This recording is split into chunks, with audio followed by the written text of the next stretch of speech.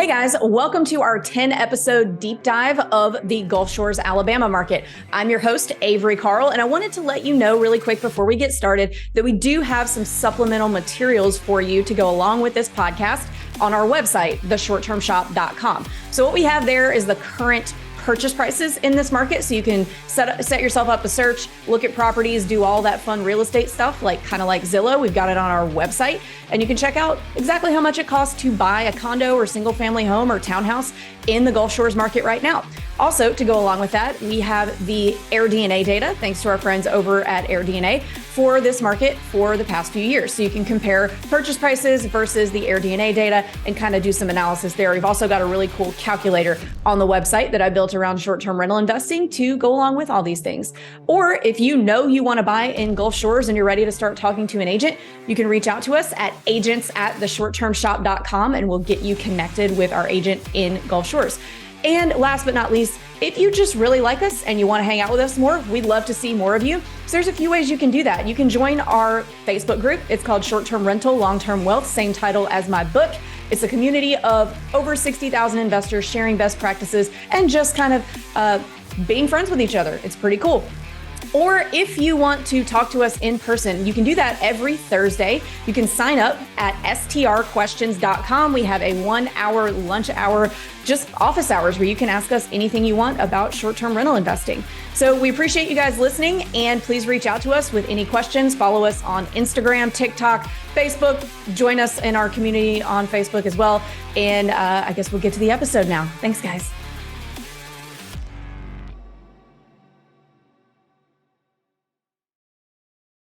Hey guys, welcome back to another Gulf Shores episode of the Short Term Show special episode series. And today we're talking about setup. I've got the usual cast of characters here, and we're talking about the basic things you'll need to do to set up any property that you're buying in this market. So I've got a list of questions. I can just start with that unless somebody has something they particularly want to bring up. I'm ready to go. So ask your questions, or we can just let it rip, or whatever. All right. So what does a property typically come with, or conversely not come with when you close? So depending on the property, it's going to be, and hey everybody, depending on the property, it's going to be, if it's a property manager, normally the linens and the lock will not convey normally. If it's being somebody who's self-managing or second home, normally, if they're not having any cleaning services at all, there is a chance those could convey, but normally the linens and lock won't convey with a property manager. If it's self-managed, normally the linens won't convey because the cleaners provide those usually, but the lock will stay if it's self-managed. And on the lock, I'm just going to throw this in there right now. You want to change the lock, even if it does. If it comes with the best new lock on the planet, I still would recommend changing it, because there's no telling who out there has codes or keys or whatever to that lock. And it's fresh property. Locks are relatively cheap. I mean, it's $350 or whatever. So I always just put a new lock on no matter what. So even if it comes with everything. So yeah, you really, guys, anytime you are buying a piece of real estate, if it is a short-term rental, a long-term rental, a primary home, change the locks. I have seen a number of people. I'm going down this rabbit hole right now. I'm getting on this soapbox. Don't sit there for A, you need to be changing the locks for safety reasons, period. B, don't sit there for 2 weeks and complain that you can't get into your property because you don't have keys. Call a locksmith. Be in control of your own destiny and get your house open. But guys, you've got to change. You don't know, when you're buying a short-term rental, how many people have access to that property, have had keys in the past. You have absolutely got to change all of the locks, period. No questions asked. Yeah. And in addition to that, locks wear out. It's a mechanical device. That's like the number. That is the very first thing your guests have to face when they get to your property is the lock. So you don't want somebody's old wore out lock. It doesn't matter. Just put a new lock on. Just backing up what Avery said. So yeah. And talk about locks a little bit while we're there. There's some setup stuff. Let's talk about locks and how there's probably not going to be hard copy keys in a lot of cases. Let's talk about that first and then move on to the locks. Yeah. So for a setup thing, sorry, what was that, Avery? But not having backup keys? Oh, just how most properties may not, especially if they've got electronic locks that the previous seller has been using, that there may not be hard copy keys at all, period. Right. Yeah. So that's step one, is just get a new lock. That way you got fresh everything, you got fresh keys, all that. Once you get your fresh lock, you're going to want to set up some redundancies. And this is, to me, this is part of your setup. It's starting your systems. This is all about your systems. And my door lock system is, I personally use Schlage codes. They have, they're pretty good. They are known to have some issues at the beach. So what we do is we have a lockbox on the outside of the unit that has the key in it, and that lockbox will have a different code on it that we do not give out unless they reach out and have an emergency, because we don't want that key to disappear. We don't want every guest knowing the code of that lockbox. So that's outside. Inside of our units, we actually do another lockbox that has a spare set of batteries, along with a QR code that links to a little video that tells you how to change batteries. So that's just a little trick that we do. And then third thing, and we've only done this on one out of two of our properties, and I don't know why I haven't done the other, but I have a spare lock set up ready to go in the owner's closet. And it's like, when I say set up ready to go, it's already programmed. It's already, got the Wi-Fi stuff, and all it's got to be installed and batteries put in it, and it's ready to rock. That way it makes the list of people that can fix a dead lock a lot bigger. If you have a dead lock, like, there's a smaller number of people that can program a new smart lock than there is that can just change one out. And if you got it all programmed, ready to go, sitting in the closet, it just makes it super simple to swap that out. Oh, that's genius to have it pre-programmed. Yeah, you just get it live.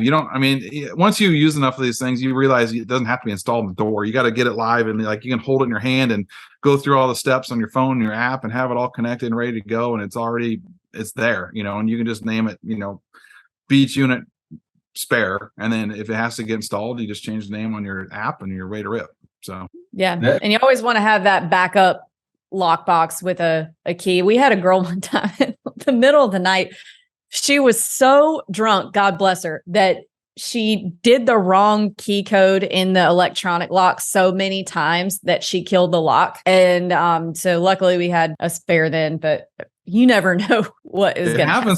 It happens. That's some amazing preparation there, Tim. Another about those Schlage locks. I've had a lot of issues with those, just like everybody else at the beach, but I still love them and the integration. So we're using moisture packs, and it seems to be working now. But if anybody's, had better experience with beach locks that aren't malfunctioning due to moisture issues, I definitely love to hear that. But as of right now, we're putting moisture packs in the battery pack side to help them last a little longer. So what's a moisture pack? Or I don't even know if I'm using the right term, but these little packs that help absorb moisture. Yeah, it's a desiccant pack. It's a little silica thing that comes in everything that you buy that says don't eat it. And people drop them in where you put the batteries, basically, and it helps any moisture that gets in there, it helps absorb it before it messes up the board on the lock. So I did not know that. Good tip. I was like, moisture like outside the unit. What are you talking about? Yeah. Got it. You can buy them on Amazon. You can buy a bunch of them, and whatever, you can drop them in there whenever you change the batteries or whatever. But it does help some, or seems to. All right. So step number one, most important thing to do: change the locks, get your electronic lock in, and make sure that you have backups and redundancies for if drunk people can't get in, or if the ocean air makes it difficult. You always want to have a few backup plans for that. All right. So moving on, what else will a property not come with in most cases that you'll need to add? I'll do the next one. Linens, most typically not going to come with linens. If it's self-managed, sometimes they'll leave them. I've seen people get real bent out of shape about the linens being taken, but honestly, you don't want the previous linens. They're probably gross. So, what are we buying, and how many of each are we buying? When it comes to linen. We'll talk bedrooms first, then bathrooms. So let's talk sheets first. So Jonathan made a point earlier that you'll want to check with whatever housekeeping team you're going with that they likely provide linens, and then you don't have to purchase them, and they're responsible for the upkeep. I think for us, we pay a quarterly linen fee, but they take care of all that. So if one's bad, they get rid of it. But as far as comforters go, I think we do provide the comforters. We have a comforter for each bed, and then an extra comforter at each area for backup when something does happen. There's an extra one there that the original one can get washed or removed or whatever's needed. I think conversely, even if your cleaner doesn't supply everything, it's a good conversation, to answer that question is talk to your cleaner, because different cleaners have different processes and like what they like as far as how many sets of sheets. If they don't supply them, they'll usually tell you, we want 3 or we want 2 or whatever they want to tell you. Just kind of follow their lead a bit. If you guys want to make tweaks, but work with your cleaner. It's a team effort, and they'll certainly, they're doing more than just yours. I guarantee it. So they have a process of their own. So just kind of work with them. All right. So let's move on to, well, actually before that. So typically, at least I know we keep at least 3 sets of sheets. So 1 on the beds, 1 is being washed with the cleaner wherever they're washing things. And then the third or more, this is where you potentially have more, are in the linen closet or in the owner's closet. So if something happens during their stay, they tear up some sheets, there's some in the unit that you can tell them how to get to if needed. So, but you want at least 3. And all right, 3 sets of everything. So let's talk about the bathrooms now.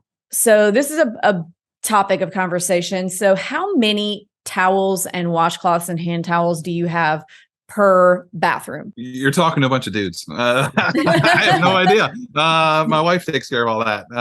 I really don't know, but I know it's a lot. I know that there's, always stuff hanging up and then more underneath.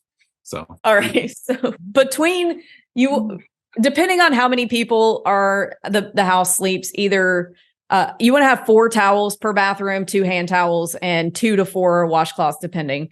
And then again, 3 sets of those, but also your cleaner will be able to give you some guidance there on how many you need, how many standard. And if you have too few, like if you start with 2 per bathroom and you realize you're going to start getting feedback from your guests that they don't have enough. So maybe you just bump it up to 4. I would prefer personally 4 towels per bathroom, because even though we're only 4 people, my kids just go through towels like so crazy. And then there's like, they spill stuff and, I prefer more than less. So that can be a little subjective, but you want to also have 3 sets. Again, ask your cleaner, what color towels? This is not a decor question, guys. It is a functionality question. What color towels do you typically like to use? I know our housekeeping team provides white and they work perfectly. So that's what we use. I think that's why we use it.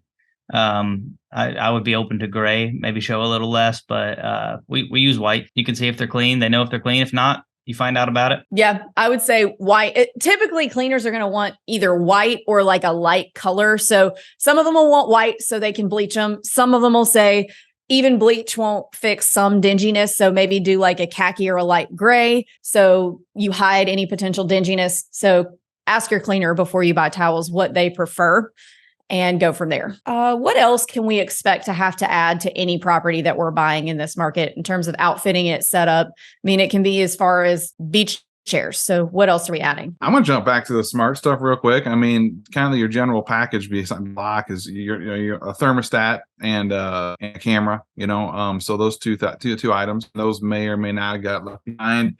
If they do, generally some steps you go through to switch them over. But I like smart devices as far as those 2 things go. So that's pretty simple. Yeah. So thermostats, smart thermostats, and cameras. Mm-hmm. Yeah, camera on the front, and again, you got to look at, especially in beach marks, it can be a little different in buildings and stuff. Knowing what your HOA allows, and then also understand what Airbnb and VO allow. Those 3, you got to understand what's all. Generally, it's going to be like towards a driveway or front door. Absolutely no cameras inside. Ever Airbnb here can't have that. But understand what's allowed. And I personally use them floodlight cameras. And then as far as I'm a Honeywell T9 thermostat, they're super simple and easy to use. So yeah. All right, you were breaking up just a little bit, but a Honeywell T9, that's what we use also for the thermostat. And then Ring cameras. If you've got a condo, you're probably only going to be able to use the doorbell camera, right? Not any floodlight stuff. Correct. If that, you do want to check with the HOA before you buy anything, including the lock. You want to check and make sure. Okay. Yeah, because you don't want to have it set up and then you're back home 2,000 miles away and the HOA says, hey, you got to change this. Can't have that. So definitely ask when it's anything on the outside. Even if you're buying a single family in an HOA, you might still want to ask about the floodlight cams because sometimes they don't want anything hanging off the sides of units.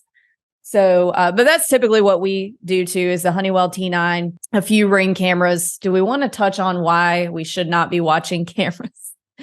Where's Luke?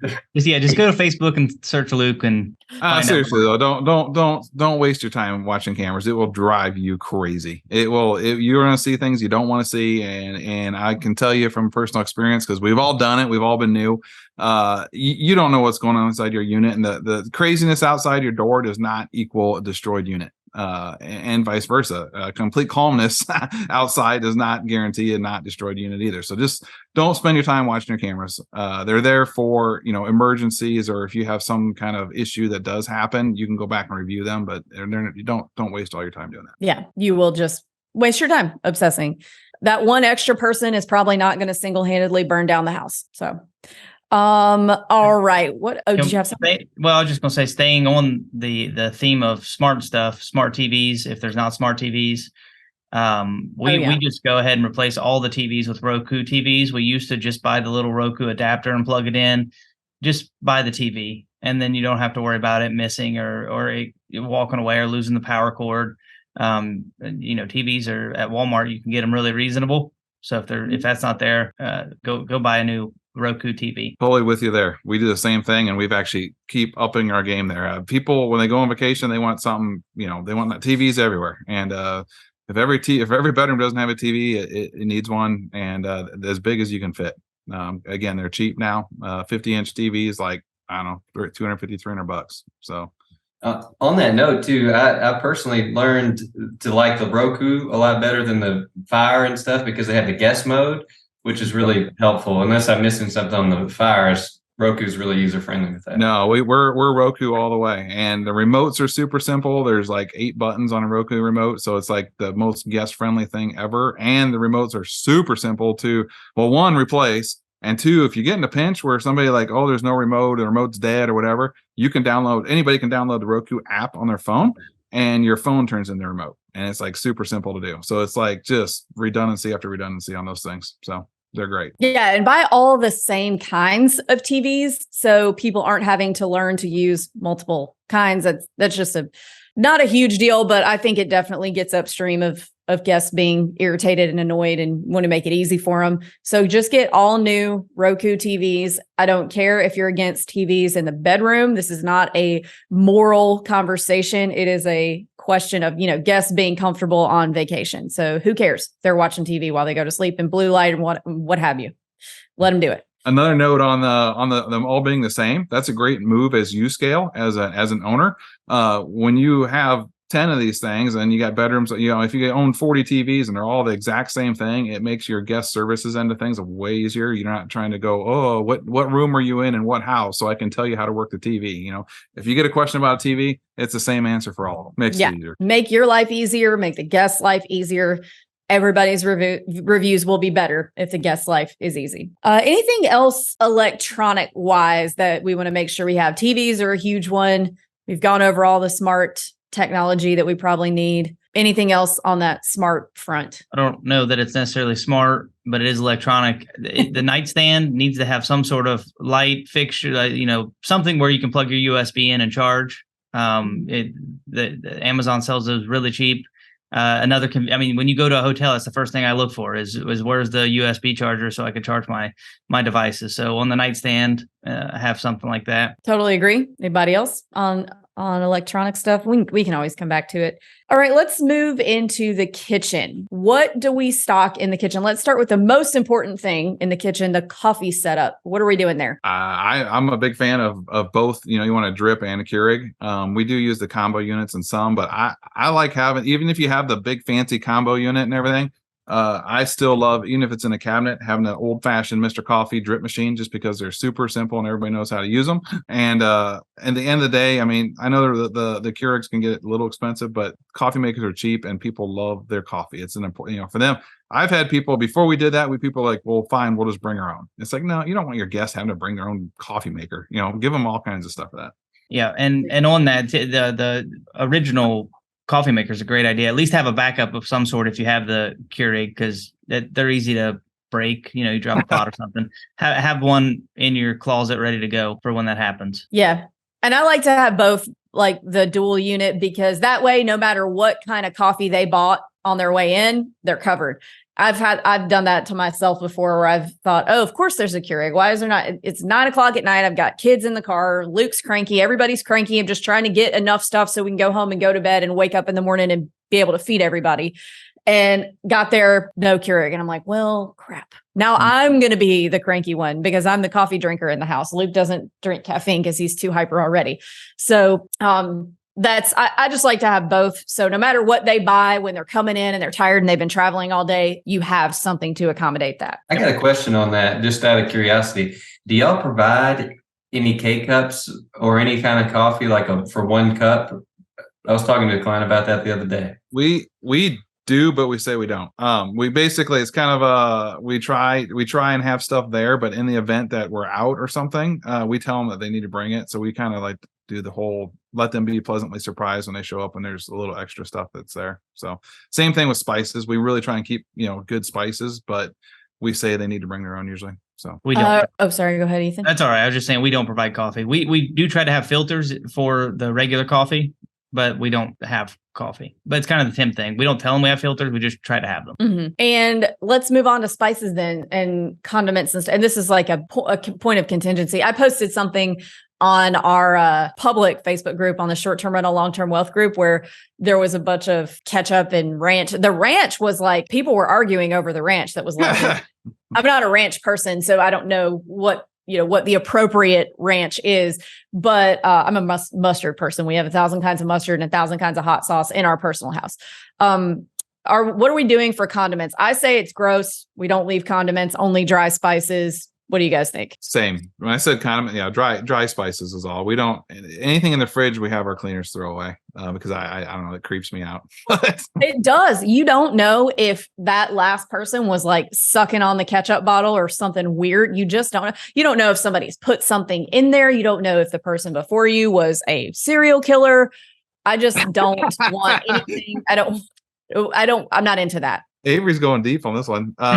For the dry spices, we buy, Amazon's got some pretty cool looking like rack that you can buy that's already got a bunch of stuff in it, and we just buy those and ship them there. So, and we let if our cleaners say a bunch of stuff's empty, we get new one. So how about cooking spray? Oh yeah, cooking spray, and then on the dry spices, we do in addition to the rack, more salt and pepper than what would come in that. We usually just get the cheap grinder things, or not. Whatever, it's like the grinder built in, whatever for the pepper. So I don't provide any spices or anything. I'm not saying that's right or wrong, but we don't have any in there. It's something else to keep up with. But yeah, I am a fan of just those pre-put together spinny spice racks that already have everything in there. I think it just looks nice, and you can buy them pre-done, and it looks nicer than a bunch of like the Kroger or Publix brand shit everywhere. I like those. I think those are cool. We actually get a lot of compliments on our kitchen, on all of our places. We get it in reviews all the time. Like, this was the best stock kitchen I've ever been to, and we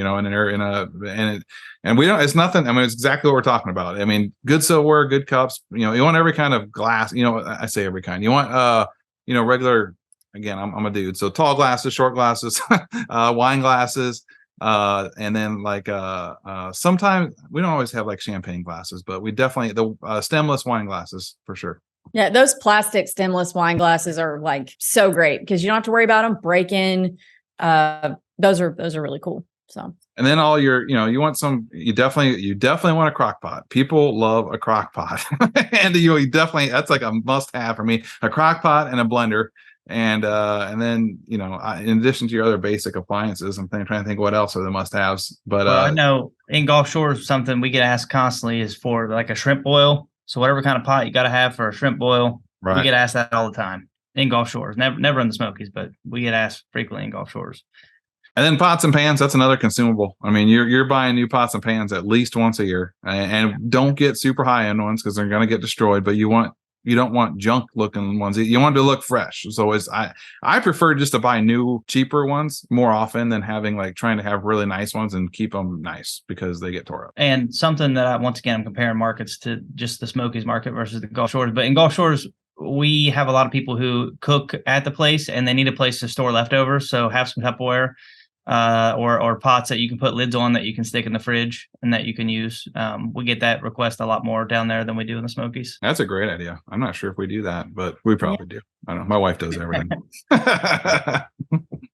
Yeah. So does your crock pot get as much action in Gulf Shores as it does in a mountain market? Because I feel like crock pots are like, oh, let me put some chili or a roast in like a cold weather situation more so than at the beach, but I could be wrong about that. We've had people ask for them. I really don't know. I mean, I don't know how much they're using it, but we've definitely had people ask, and it just blows me away. That's like the number one thing that gets asked for and all over the place. It's like, I don't use a crock pot that much. So yeah.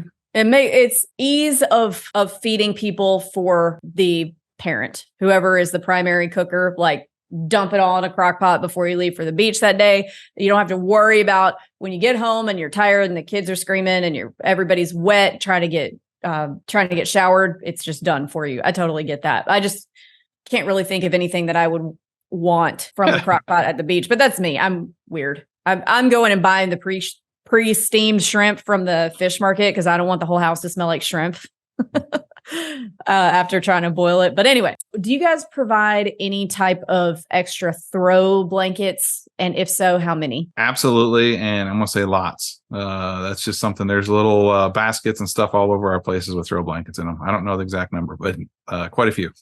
Probably 2 or 3 for every couch. So perfect. I totally agree with that. As many as possible is always best. Back to the kitchen, wine opener. You got to have a wine opener and a beer opener, and have probably 4 of them. And got to have those. Yeah. You need to have like 10 of those because they're going to walk away. And there is nothing more annoying than getting ready to open a bottle of wine and you don't have anything to open it with. So a little tidbit on the kitchen. I mean, really make it like you would want to live there. I mean, because people want every little, as more gadgets and stuff you can give them, the better. Measuring cups, all the normal stuff that you'd have living there. Yeah, that really good call out. And the last thing you want to do if you don't have a beer, like a bottle opener, is them doing it on your counter, scratching it up. So all right. So we got throw blankets. So let's talk about beach stuff. Do you guys provide any beach stuff, wagons, chairs, umbrellas, things like that? Yep. We subscribe to the same as our coffee, kind of, where we don't necessarily, or we say we don't, but there's always stuff in the closet. The beach stuff kind of we found comes and goes. Now ours is right on the beach and it's a condo. So it's small, so we don't have a huge number of people in ours. It sleeps 6. I think if I was in a little different situation, I'd definitely have a wagon and stuff, but we don't. Yeah, you don't need it right there. So we have a duplex. We do provide chairs. We let them know we provide chairs. We provide a wagon for each side. We don't say that we have beach toys, but I do know there are some there just where people have left them and where we went and left them, but they're able to use those. And the chairs for sure, at least the ones we've purchased, they rust out fairly quickly. So you need to keep an eye on that. They'll let you know that the chairs are rusty. And the good thing about Instacart is you can just Instacart new chairs over same day. Yeah, totally agree with that. I think you really do. Even if you don't advertise it, you probably do need to provide that stuff. And maybe I probably would advertise it just to, make sure you're getting those bookings and people see that you're providing that. Just makes your listing more attractive.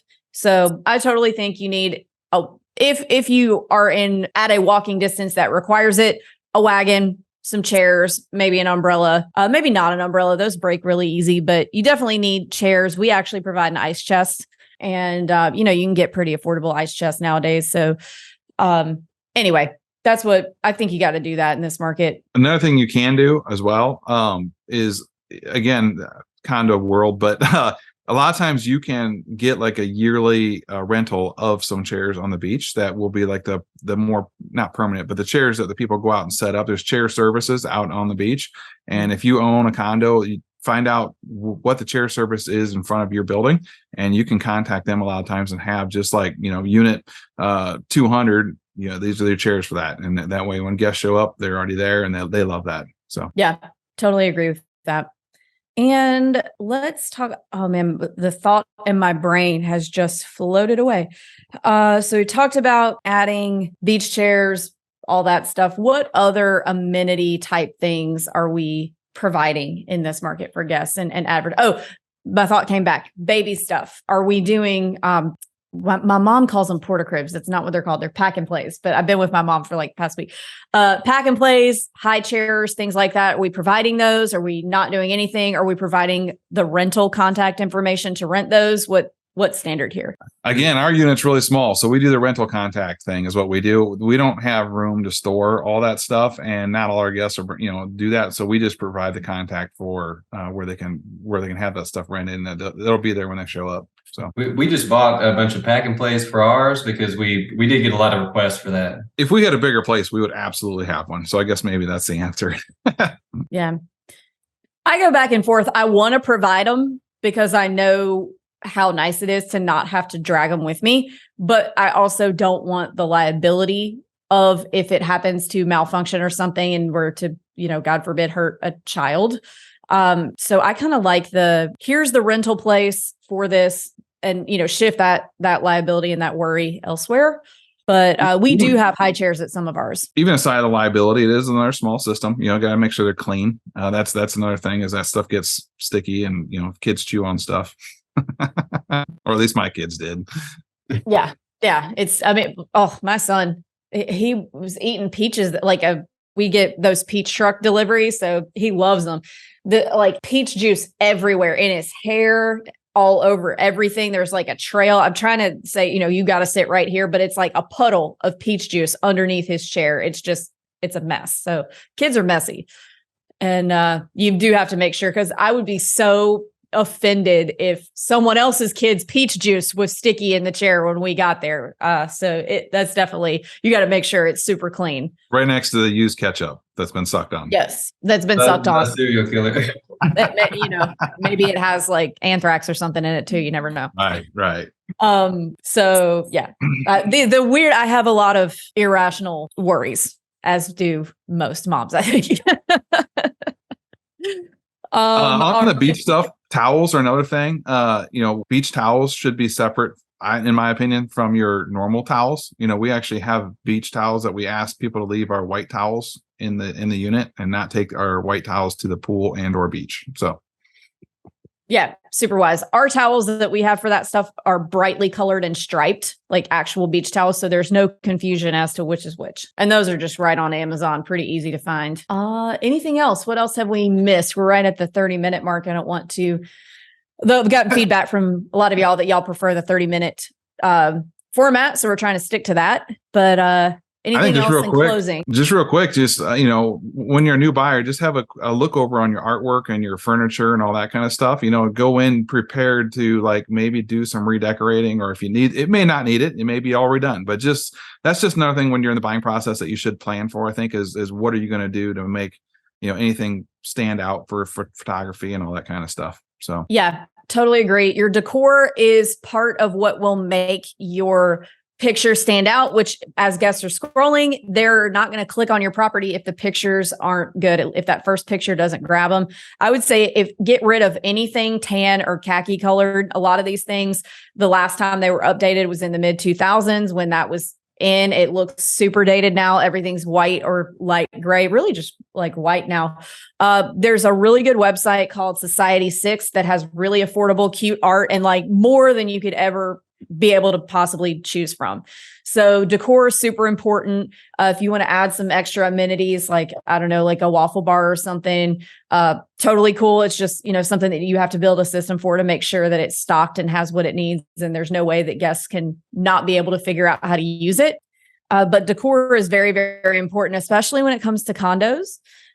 Maybe like a mural wall, or there's some cool wallpaper that can look like a mural wall nowadays. It's not terribly expensive, but definitely decor is very, very important. There's lots of great remote short-term rental decorators out there now. Paige Hayes, Jenny Yee, there's quite a few of them if you feel like you need help with that.